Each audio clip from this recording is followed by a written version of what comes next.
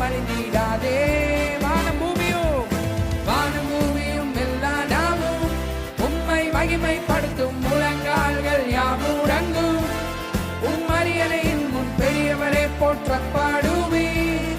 ஆராதனையில் உம் ராஜ்யம் அழிந்திடாதே. அநாதி தேவனே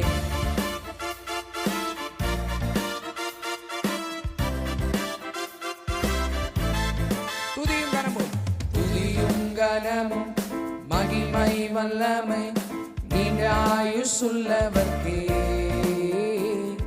தேசங்கள் எல்லாம் சர்வ சிருஷ்டியும் உன்னத தேவனை பணியிட்டும்.